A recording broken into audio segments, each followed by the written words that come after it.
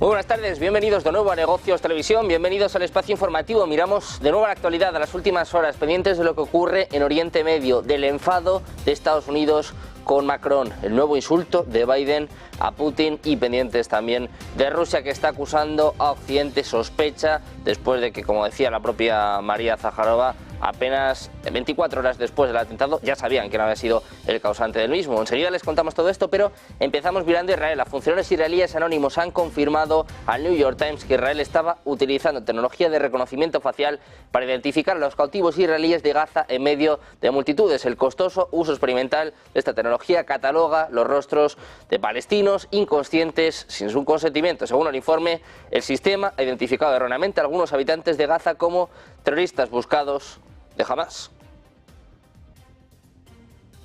Miramos ahora también a Joe Biden, al presidente estadounidense. Durante un discurso ante los votantes en Carolina del Norte, el presidente estadounidense apuntó una vez más al presidente ruso Vladimir Putin, calificándole de carnicero y prometiendo proteger a Ucrania. Dirigiéndose a la audiencia, Biden ha descrito su respuesta de aumentar los impuestos sobre la renta para los ciudadanos ricos, afirmando que tales medidas podrían generar ingresos significativos para el presupuesto federal durante la próxima década, decía Biden. Imagínese lo que podríamos hacer con eso. Podríamos reducir fundamentalmente el déficit federal, podríamos asegurarnos de que haya atención domiciliaria y podríamos hacer muchas cosas importantes. Incluso, dice, asegurarnos finalmente de cuidar a Ucrania de ese carnicero Putin. Es lo que comentaba el propio Biden. El presidente de Estados Unidos ya ha insultado en reiteradas ocasiones al presidente ruso en el pasado, llamándole, por ejemplo, bandido y dictador. El mes pasado también, con motivo de un acto electoral, el ocupante de la Casa Blanca llama a Putin un loco hijo de...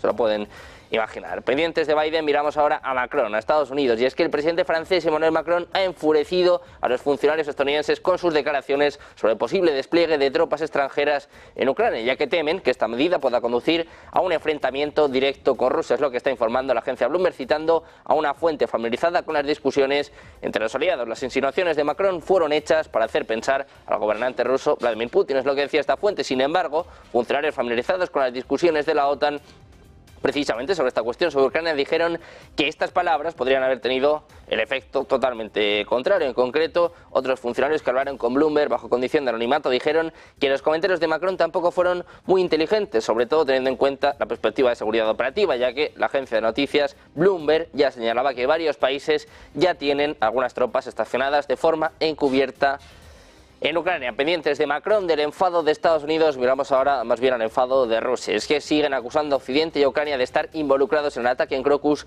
el viernes pasado, en el que murieron hasta 140 personas. Por cierto, que ya ha extendido la cifra hasta las 140. Ucrania niega cualquier participación y la Casa Blanca dijo el domingo pasado que ISIS es el único responsable de este ataque. La portavoz del Consejo de Seguridad Nacional de la Casa Blanca, Adrienne Watson, añadió que no hubo participación alguna de Ucrania. Sin embargo, este miércoles el portavoz del Ministerio de Asuntos Exteriores ruso, María Zaharova, acaba de decir, siguiendo con el discurso de Putin, que el rechazo inicial de Estados Unidos a cualquier participación de Ucrania era sospechoso, y dijo que el grupo Estado Islámico fue creado precisamente por Occidente.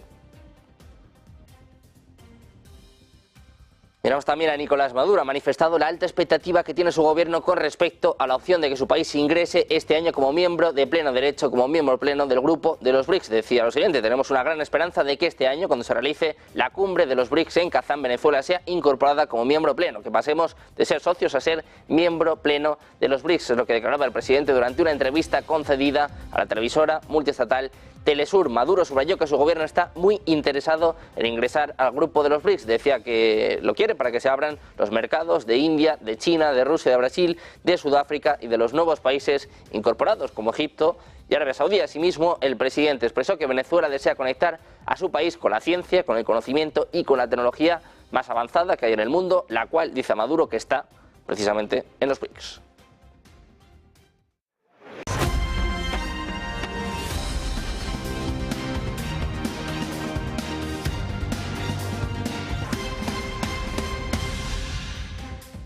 Bienvenidos de nuevo a Negocios Televisión, bienvenidos de nuevo al espacio informativo. Miramos a la actualidad, a las últimas horas, y empezamos poniendo el foco en Oriente Medio, en Israel. Funcionarios israelíes anónimos han confirmado a New York Times que Israel estaba utilizando tecnología de reconocimiento facial para identificar a los cautivos israelíes en Gaza en medio de multitudes. El costoso uso experimental de esta tecnología cataloga los rostros de palestinos inconscientes, en este caso encima sin su consentimiento. Según el informe, el sistema identificó erróneamente a algunos habitantes de Gaza como terroristas buscados precisamente del grupo de Hamas.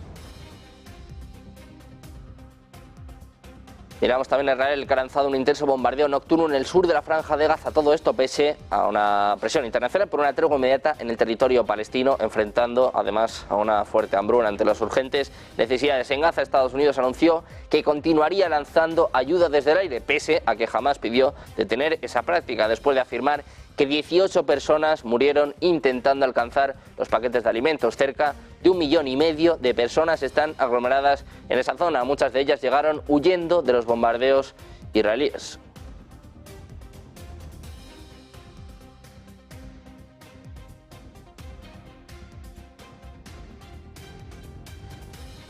Miramos también al ejército israelí. Ha confirmado la muerte del número 3 de Hamas durante un ataque a principios de mes en Gaza, en concreto en el campo de refugiados de Nuseirat, en el centro de la Franja de Gaza. Isa, el número 2 de Mohamed Deif, máximo responsable de las brigadas de Shedin al-Qassam, el brazo armado de Hamas, ayudó a organizar, según Israel, los ataques del 7 de octubre que dejaron cerca de 1.200 muertos. Su muerte ya fue adelantada la pasada semana por el asesor de seguridad nacional de la Casa Blanca, Jake Sullivan. El portavoz del ejército, Daniel Hagari, ha explicado además que otro alto miembro de Hamas, el comandante Ghazi Abu Tamah, jefe del personal de combate y asistencia administrativa, murió en el mismo ataque llevado a cabo el pasado 10 de marzo, según ha informado el diario The Times of Israel. Pendientes también de la cifra de muertos en este conflicto, una cifra que sigue aumentando, sigue escalando. En concreto, las autoridades de la Franja de Gaza, controladas por el movimiento de Hamas, han elevado este miércoles a cerca de 32.500 los muertos y a cerca de 75.000 los heridos a causa de la ofensiva militar desencadenada por Israel contra el enclave a raíz de los ataques perpetrados el 7 de octubre por el grupo islamista de Hamas. El Ministerio de Sanidad gazatí ha resaltado en un comunicado que el balance de la agresión israelí ha aumentado a 32.490 mártires y cerca de 74.889 heridos. Ha denunciado que las fuerzas israelíes han cometido 8 masacres en la franja durante las últimas 24 horas, causando 76 muertos y 102 heridos. En este sentido, ha alertado que numerosas víctimas siguen bajo los escombros y tiradas en las carreteras. Ha manifestado que la ocupación evita que las ambulancias y el personal de defensa civil pueda llegar a ellas, por lo que la cifra de muertos podría ser aún más elevada. Las autoridades gazatíes cifran además en cerca de 7.000 el número de desaparecidos, por lo que la cifra de muertos podría superar incluso los 38.000. Y vamos ahora a Corea del Norte. Es que Corea del Sur planea reforzar su red de vigilancia satelital con la adquisición de unos 60 satélites de pequeño tamaño de aquí a 2030, de cara a mejorar sus capacidades de observar las actividades militares del norte. Es lo que confirma una fuente anónima citada por la agencia Yonhap. Tras poner en órbita su primer satélite espía el pasado diciembre desde California, Seúl planea lanzar en abril el segundo dispositivo de una red primaria formada en total por 5 dispositivos de reconocimiento de tamaño medio, entre 800 y 1.000 kilos de peso, que espera tener operativos antes de que acabe este año. Para dar apoyo a esa red, del ejército de Corea del Sur planea lanzar adicionalmente entre 10 y 20 satélites de reconocimiento de pequeño tamaño, de menos de 500 kilos, y entre 2026 y 2028, además de unos 40 microsatélites de menos de 100 kilos que se pondrían en órbita entre 2028 y 2030, según la mencionada fuente. Miramos ahora al presidente chino, a Xi Jinping. Sigue hablando de sus relaciones con Estados Unidos y en concreto en las últimas horas ha destacado que su país y Estados Unidos deberían respetar y ayudarse mutuamente en su desarrollo económico, no obstruirlo, ya que se trata, dice, de una situación en la que todos ganan, tanto para ambos como para el resto del mundo. En una reunión con representantes de las comunidades empresarial, estratégica y académica de Estados Unidos en Beijing, Xi ha insistido en que ambas partes deberían respetar las leyes internacionales y las reglas del mercado y ampliar y profundizar la cooperación mutuamente beneficiosa en comercio y en economía. Además, Xi ha destacado que el desarrollo de China hasta convertirse en una de las principales economías del mundo es un resultado que el pueblo chino logró, pero también uno que no podría haberse logrado sin la cooperación internacional. Añadía que si existiera lo que describió como un pico de retórica en contra de China, desde luego podría obstaculizar todo este desarrollo. Además, matiza, dicen, no solo de China, también de Estados Unidos. Miramos ahora al portavoz de la Oficina de Asuntos de Taiwán del Consejo de Estado, Chen Binghua, ha expresado que algunas personas en el país norteamericano tienen malas intenciones al fabricar tensiones para beneficiar el complejo militar industrial de Washington. Decía lo siguiente: si el gobierno de Estados Unidos realmente desea mantener la paz y estabilidad en el estrecho de Taiwán, debería dejar de agitar las aguas y tomar medidas concretas para cumplir con el principio de una sola China, es lo que subrayaba el portavoz. De acuerdo con Chen, las autoridades del Partido Democrático Progresista de Taiwán actúan en beneficio propio, decía, se prestan como peones de fuerzas externas, realizan provocaciones independentistas y se esfuerzan al máximo para complacer a Estados Unidos. El portavoz recordó que esa isla es parte del gigante asiático y subrayó que la realización de la completa reunificación de la patria es un deseo común de todos los chinos. Miramos ahora el puente de Baltimore. Investigadores de la Junta Nacional de Seguridad en el Transporte de Estados Unidos abordaron el barco que se estrelló en el puente Francis Scott Key y recuperaron su grabadora de datos. Es lo que está apuntando este miércoles la presidenta de la NTSB, Jennifer Homendy. La grabadora será analizada y la agencia también examinará si el combustible sucio jugó un papel en la pérdida de energía del barco como parte de su investigación sobre la colisión de este martes. Es lo que ha dicho la propia presidenta, la propia Homendy, a la CNN. Ayer también hablaba sobre este asunto precisamente el presidente estadounidense Joe Biden, que decía que no hay indicios de ningún acto terrorista. Lo escuchamos. I think so far indicates that this was a terrible accident. At this time, we have no other indication, no other reason to believe there's any intentional act here. We're going to work with our partners in Congress to make sure the state gets the support it needs. It's my intention that the federal government will pay for the entire cost of reconstructing that bridge.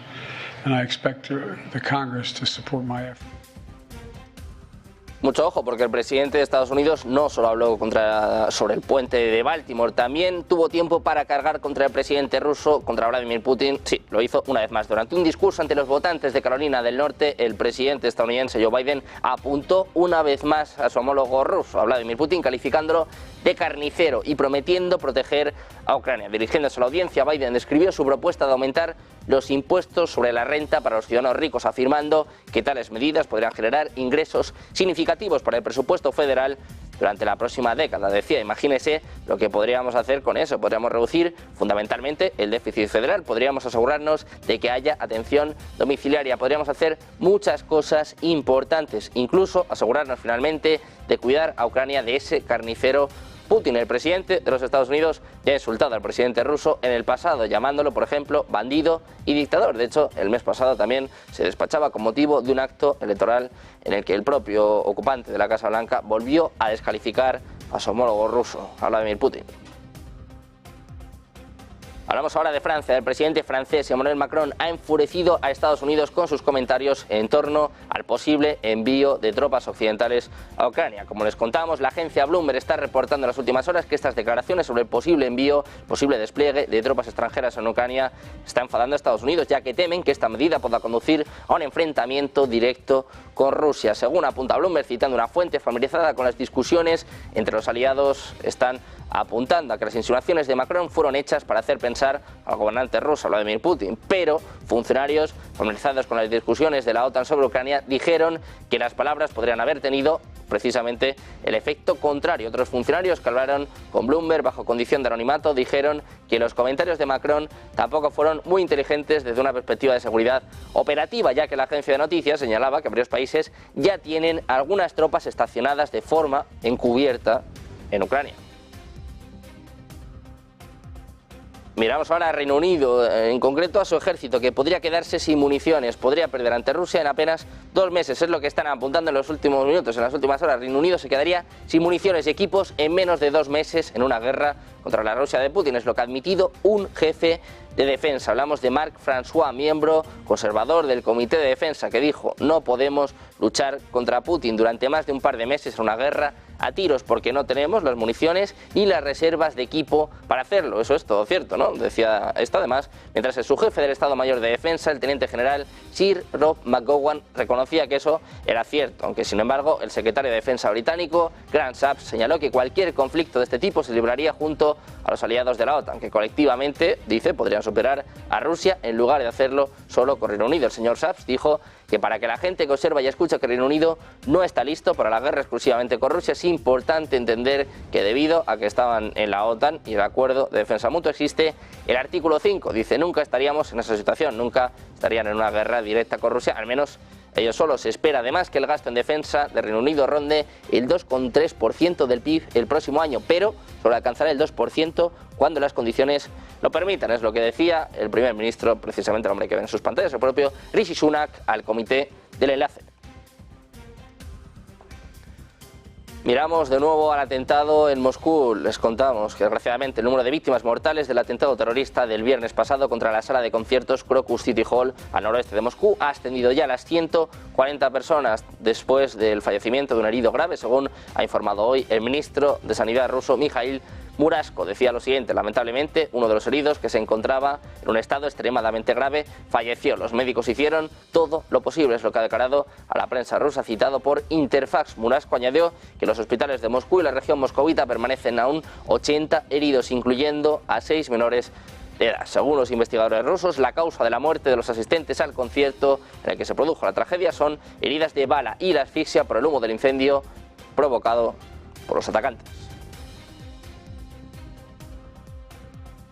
Seguimos mirando este ataque en Moscú y es que Rusia sigue sospechando de Occidente. De hecho, sigue acusando a Occidente y a Ucrania de estar involucrados en el ataque en Crocus City Hall el viernes pasado, en el que ya, como os contábamos, han fallecido hasta 140 personas. Ucrania, por su parte, niega cualquier participación y la Casa Blanca dijo este domingo pasado que ISIS es el único responsable de este ataque. Sin embargo, Rusia no se lo cree. La portavoz del Consejo de Seguridad Nacional de la Casa Blanca, Adrian Wosen, añadió que no hubo participación alguna de Ucrania. Sin embargo, este miércoles, la portavoz del Ministerio de Asuntos Exteriores ruso, Maria Zakharova, acaba de decir, siguiendo con el discurso de Putin, que el rechazo inicial de Estados Unidos a cualquier participación de Ucrania era cuanto menos sospechoso. Dijo además que el grupo Estado Islámico fue creado precisamente por Occidente. Decía Zakharova que cree que Estados Unidos se arrinconó al apenas tardar 24 horas en exculpar a Ucrania. Dice que de alguna forma está mostrando pues, que tiene algo de culpa, que tiene algo de información.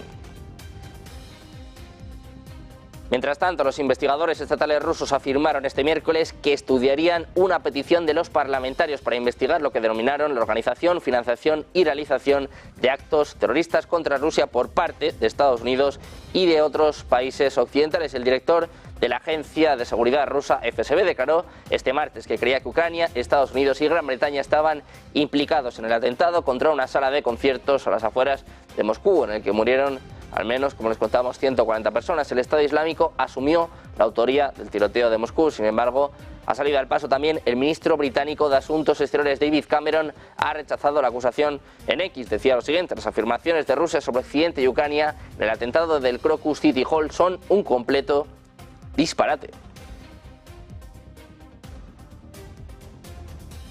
Pendientes de más noticias, de más actualidad, pendientes de los últimos ataques de Rusia en Ucrania, palabras de Zelensky, amenazas por parte de la OTAN. Hacemos una pausa, un par de minutos y volvemos con toda la información en Negocios Televisión.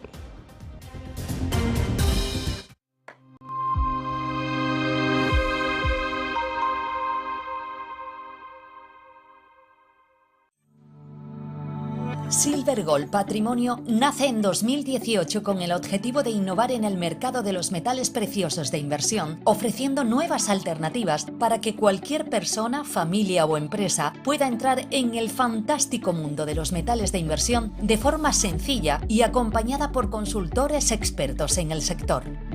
Silver Gold Patrimonio quiere avanzar contigo. Ven al Torreón, estamos en El Pardo, un espacio único en plena naturaleza. Disfruta de momentos de desconexión mientras saboreas la mejor gastronomía. Disponemos de 7 amplias terrazas y salones para todo tipo de eventos. Degusta nuestros exquisitos platos acompañados de una selecta bodega de vinos. A tu servicio, un gran parking y zona infantil. Abierto los 365 días del año. Cocina ininterrumpida desde las 10 de la mañana hasta las 12 de la noche. Haz tu reserva.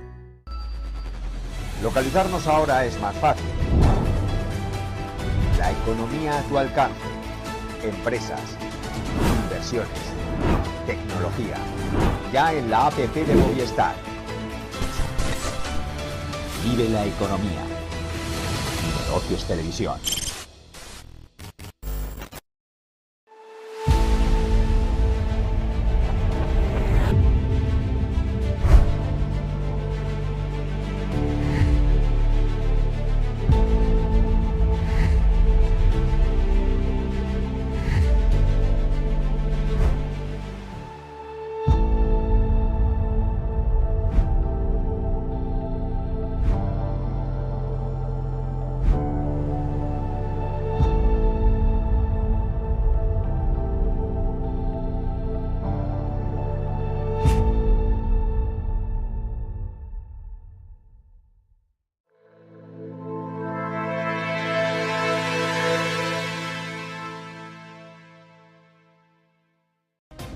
Ya estamos de nuevo en Negocios Televisión, pendientes de la actualidad de las últimas horas, mirando ahora lo que sucede en Oriente Medio. Ojo con el último anuncio, es que Israel planea comenzar la operación en Rafah a mediados de abril o principios de mayo. Es lo que están citando fuentes egipcias familiarizadas con este asunto, en concreto del periódico Al-Akbar. Dicen que Israel planea lanzar su operación militar terrestre en la ciudad de Rafah, en Gaza, a mediados de abril o principios de mayo a más tardar. Las fuentes dijeron que Israel tomó la decisión final después de que su última ronda de negociaciones con Hamas fracasara. La operación terrestre duraría entre 4 y 8 semanas y estaría precedida por la evacuación del 1,5 millones de personas, de civiles que actualmente están desplazados en Rafah. Según las fuentes, a Egipto le preocupa que una operación terrestre en Rafah no signifique solo una escalada del conflicto en Gaza, sino que afecte a toda la región.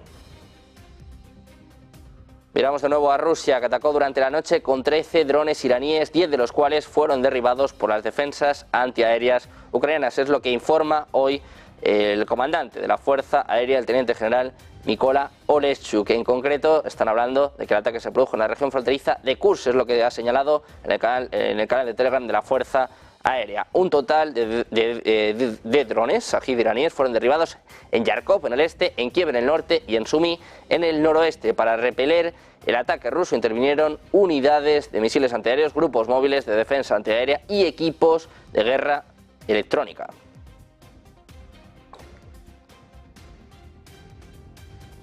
Seguimos poniendo el foco en Rusia, miramos en este caso a nuevas advertencias, en concreto una advertencia a Ucrania, la advertencia de que la muerte del jefe de la inteligencia militar ucraniana, es decir, de Kirilo Budanov, está por llegar al Servicio Federal de Seguridad ruso. Señala que el propio Kirilo Budanov es un objetivo legítimo y que su muerte está por llegar. En su argumentario, el responsable del Kremlin ha señalado que aquellos que cometen crímenes contra Rusia y los ciudadanos rusos son un objetivo legítimo. Es lo que ha dicho el jefe de la FSB, Alexander Bornikov, que en una rueda de prensa, al ser preguntado precisamente por esta cuestión, por qué Budanov y otros altos cargos, otros altos mandos del GUR siguen con vida, ha respondido lo siguiente: decía, todo está por llegar. Asimismo, urge a la inclusión del Servicio de Seguridad de Ucrania en la lista de organizaciones terroristas elaborada por Rusia para poder tomar las medidas adecuadas, según ha dicho en este caso el propio Kornakov.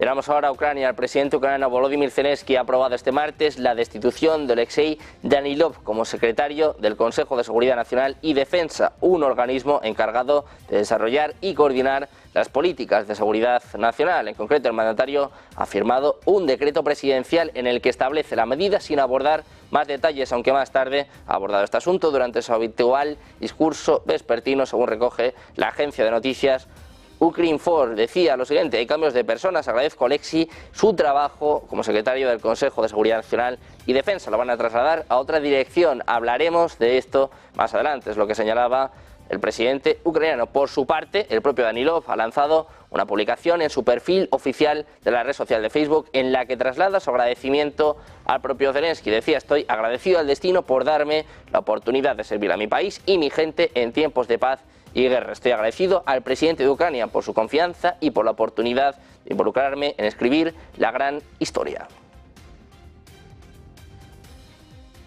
Pendientes de Ucrania, en este caso miramos también a Hungría. Esto no le va a hacer mucha gracia a los ucranianos. Va a ampliar la prohibición de importar productos agrícolas ucranianos a nivel nacional si Bruselas no excluye los cereales y los oleaginosas de ese país de Europa del Este de la lista de productos que no deben de pagar aranceles a la Unión Europea. Es lo que ha declarado el ministro húngaro de Agricultura, István Nagy. Decía lo siguiente: en los próximos días se aprobará un decreto sobre la prórroga de la medida autónoma de liberalización del comercio. Es lo que advertía el funcionario en un mensaje de vídeo emitido este martes por la cadena húngara M1. Según el ministro, si la cuestión de los cereales y las oleaginosas no se resuelve en el decreto, el gobierno húngaro va a seguir dejando la frontera cerrada a nivel nacional y no dejará que los productos agrícolas ucranianos entren en Hungría, porque dice, le debemos mucho a la comunidad agrícola húngara. Miramos a la OTAN, en este caso miramos a una amenaza de la OTAN. Después del misil ruso que entró en el espacio aéreo de Polonia el pasado domingo, hay una advertencia por parte de su viceministro de Asuntos Exteriores. En concreto, está asegurando este martes que la OTAN está estudiando la opción, la posibilidad de derribar los misiles rusos que se acerquen demasiado a las fronteras de la Alianza Atlántica. Todo esto 2 días después de que el país informara de una violación de su espacio aéreo, según está informando la agencia EFE. El gobierno de Varsovia anunció el domingo que un misil de crucero ruso rumbo a ciudades del oeste de Ucrania había penetrado en el espacio aéreo en torno a unos 39 segundos. El ministro de Defensa polaco aseguró que Polonia había activado todos sus sistemas antiaéreos y que el misil habría sido derribado si hubiera habido el más mínimo indicio de que se dirigía hacia un objetivo en territorio polaco. Este martes, el viceministro de Relaciones Exteriores polaco, Andrzej Siena, dijo a la emisora local, a la radio RMF24, que varios conceptos han estado bajo análisis dentro de la OTAN después de este incidente. Decía que estaba incluido el hecho de derribar estos misiles cuando están muy cerca de las fronteras con la OTAN, de la que Polonia es miembro. Matizaba, eso sí, dice, esto solo podría hacerse con el acuerdo de la parte ucraniana y teniendo en cuenta las consecuencias internacionales que esto provocaría. De Polonia pasamos a mirar ahora a Bielorrusia. Su presidente Alexander Lukashenko ha dicho que los terroristas que mataron el pasado viernes hasta 140 personas en la sala de conciertos de Moscú intentaron inicialmente huir a Bielorrusia, contradiciendo las afirmaciones de su homólogo ruso, de Vladimir Putin. El presidente, hombre fuerte de Bielorrusia, afirmó que Minsk reformó considerablemente la seguridad en su frontera, precisamente con Rusia, inmediatamente después del ataque, lo que significó que los terroristas comprendieron que era imposible entrar en Bielorrusia. Después de ver la seguridad en la frontera, decía Lukashenko, cambiaron sus planes y se dieron la vuelta y se dirigieron a la sección de la frontera entre Ucrania y Rusia, es lo que afirmaba el propio Lukashenko. Estos comentarios además parecen estar en desacuerdo con los de Putin, que había afirmado en reiteradas ocasiones que los terroristas planeaban huir a la frontera con Ucrania. Precisamente mirando a la OTAN hablamos del último miembro que se ha unido a la alianza, miramos en este caso a Suecia. Como miembro de la OTAN planea empezar a desplegar sus tropas en Letonia a partir de noviembre, es lo que ha informado el periódico político citando al embajador sueco ante la alianza. Axel Werfo ha confirmado el plan de Suecia de desplegar tropas en Letonia como parte de la presencia de la OTAN en ese país. Suecia planea lanzar la operación a partir de noviembre, según señala este periódico. Se indica que algunas misiones, como las de desminado, podrían comenzar incluso antes. Según Político, los militares suecos estarán en Letonia por turnos y serán sustituidos por militares de Dinamarca. En mayo de 2022, los acontecimientos en Ucrania alentaron a Finlandia y a Suecia a dirigir al secretario general de la OTAN las solicitudes de ingreso en el bloque. Miramos ahora a Serbia, miramos a las últimas advertencias por parte de su presidente. Dice que una amenaza se cierne sobre Serbia en las próximas 48 horas. Este martes 26 de marzo, el propio presidente serbio, el propio Aleksandar Vučić, en su cuenta de Instagram publicó un mensaje en el que afirmaba que se avecinan días difíciles para Serbia. Anunció que los desafíos que le esperan al país en breve son cuanto menos preocupantes, es lo que indicaba en su propia cuenta de Instagram. Según el líder del país, a Serbia le esperan días difíciles. Decía, es difícil decir qué noticias hemos recibido en las últimas 48 horas. Amenazan directamente los intereses nacionales vitales tanto de Serbia como de la República Serbia. Vučić también anunció que en los próximos días informará al pueblo de Serbia sobre todos los problemas que se avecinan. Decía, será difícil, lucharemos y Serbia ganará. Miramos ahora a Argentina. Su presidente, a Javier Milei, ha asegurado este martes que dará de baja unos 70.000 contratos de trabajo en la administración pública que vencen a finales de este mes como parte de su severo plan de ajuste fiscal. Decía Milei, echamos a 50.000 empleados públicos. No solo eso, sino que además se dieron de baja contratos. Ahora están cayendo más contratos y van a caer 70.000 contratos más. Es lo que afirmó el propio Milei al disertar en el International Economic Forum of the Americas Latam Forum, que se celebra precisamente en la ciudad de Buenos Aires. El mandatario hizo estas declaraciones al cabo de una jornada de protesta convocada por la Asociación de Trabajadores del Estado contra los despidos masivos que lleva adelante el gobierno de Milei. Miramos ahora a los BRICS, miramos a la sorpresa de Venezuela, la sorpresa de Nicolás Maduro. Ha manifestado la alta expectativa que tiene su gobierno con respecto a la opción de que ingrese este mismo año como miembro de pleno derecho del grupo de los BRICS. Decía Maduro, tenemos una gran esperanza de que este año, cuando se realice la cumbre de los BRICS en Kazán, Venezuela sea incorporada como miembro pleno, que pasemos de ser socios a ser miembro pleno de los BRICS. Es lo que ha declarado el presidente durante una entrevista concedida a la televisora multiestatal Telesur. Maduro subrayó que su gobierno está muy interesado en ingresar a los BRICS para que se abran los mercados de la India, de China, de Rusia, de Brasil, de Sudáfrica y de los nuevos países incorporados, como por ejemplo Egipto y Arabia Saudí. Asimismo, el presidente expresó que Venezuela desea conectar a su país con la ciencia, con el conocimiento y con la tecnología más avanzada que hay en el mundo, la cual, dice Maduro, está en los BRICS. Miramos ahora los mercados. Los principales índices estadounidenses han registrado caídas en la sesión de ayer, en la que se publicó la confianza de los consumidores en Estados Unidos, la cual ha descendido levemente en marzo con respecto a febrero. El selectivo industrial Dow Jones ha perdido un tímido 0,8% hasta las 39.282 unidades, mientras que el S&P cayó un 0,28% hasta los 5.203 enteros. Por su parte, el Nasdaq ha cedido también en torno al 0,36% hasta los 18.210 puntos, con Moderna y con Nvidia encabezando las pérdidas. De hecho, al cierre del martes el S&P ha sumado un 2,1% de subida en el mes, 9,1% en el primer trimestre. El Nasdaq ha subido un poquito menos en el mes de marzo, en torno al 1,4%, 8,7% en los 3 primeros meses del año, mientras que el Dow subió un 0,7% en el mes de marzo y un 4,2% en el primer trimestre de 2024. Miramos ahora a España. El índice de precios de consumo en España subió un 3,2% interanual en marzo, es lo que revelaba este miércoles el Instituto Nacional de Estadística en un informe preliminar. De confirmarse, la cifra representaría un aumento de 0,4 puntos porcentuales respecto a la tasa reportada en febrero. El informe mostró que el mayor nivel de la tasa de inflación se debió en gran medida al aumento de los precios de la electricidad y los combustibles en comparación con la disminución experimentada en marzo de 2023. La tasa de inflación básica anual se situó en el 3,3%, disminuyendo en 0,2 puntos porcentuales en comparación con el mismo mes del año previo. Mensualmente, los precios al consumo aumentaron un 0,8%.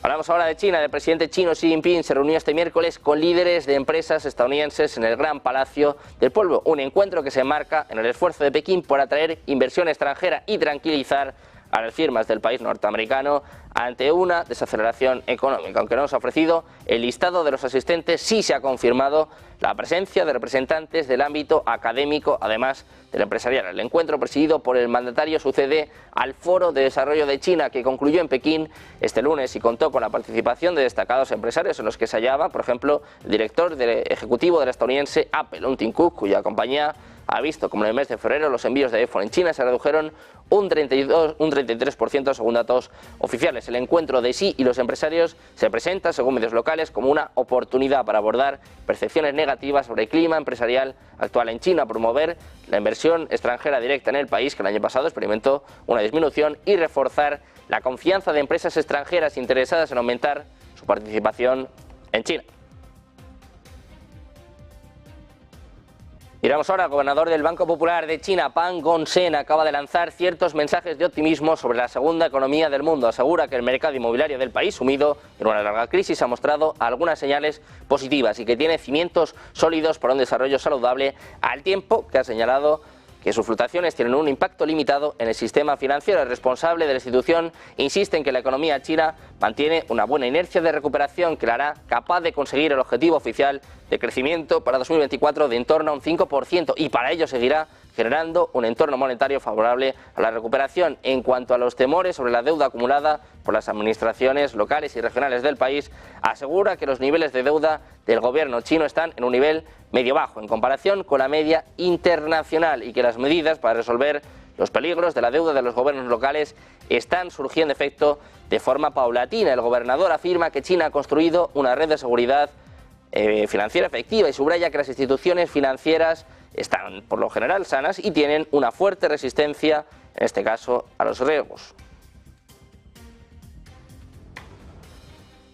Pendientes de China, seguimos hablando en este caso de los beneficios de las principales empresas industriales de China. Han crecido más de un 10% en los 2 primeros meses del año en tasa interanual. Según la Oficina Nacional de Estadística, las ganancias han alcanzado los 914.060 millones de yuanes. El organismo atribuye la subida a la implementación de políticas macroeconómicas que han permitido la recuperación de la demanda, mejora que se traduce en un aumento de ingresos del 4,5% en 2023, a pesar de que la demanda mejoró gradualmente, según la ONE. En concreto, los beneficios de las compañías industriales chinas se redujeron un 2,3% interanual. Para la elaboración de esta estadística, la ONE solo tiene en cuenta a aquellas empresas industriales con una facturación superior anual a los 20 millones de yuanes, en torno a los 2,9 millones de dólares, en torno, en este caso, a los 2,7 millones de euros.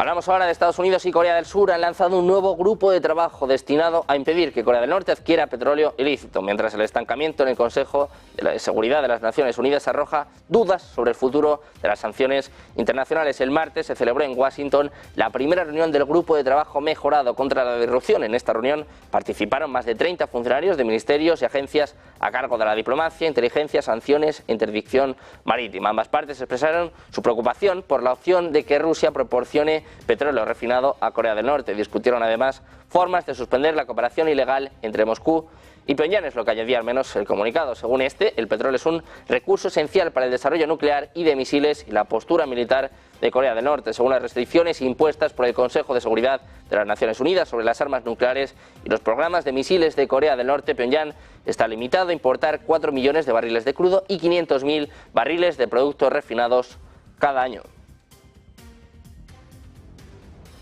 Miramos ahora a Nissan, miramos a China, que ha iniciado un procedimiento de solución de diferencias contra Estados Unidos en la Organización Mundial del Comercio para salvaguardar sus intereses en la industria de los vehículos eléctricos. Pekín dijo que estaba impugnando los subsidios discriminatorios en virtud de la ley de reducción de la inflación de Estados Unidos, que según dijo resultaron en la exclusión de bienes de China y de otros países de la OMC. La amplia ley que proporciona miles de millones de dólares en créditos fiscales para ayudar a los consumidores a comprar vehículos eléctricos y a las empresas a producir energía renovable, mientras el presidente Joe Biden pretende descarbonizar el poderoso sector energético estadounidense.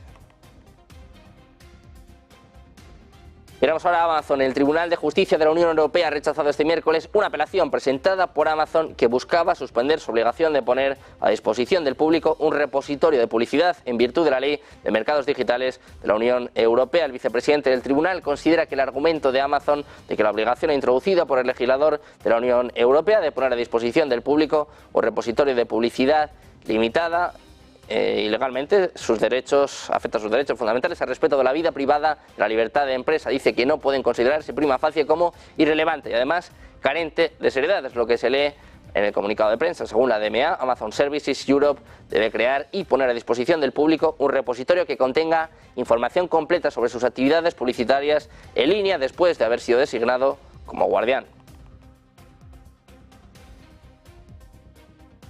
Pendientes de más noticias, de más actualidad, de contarles todo el análisis, de explicarles lo que está sucediendo en el panorama económico, geopolítico. Hacemos una pausa, unos minutos y enseguida volvemos con más información, con más análisis en Negocios Televisión.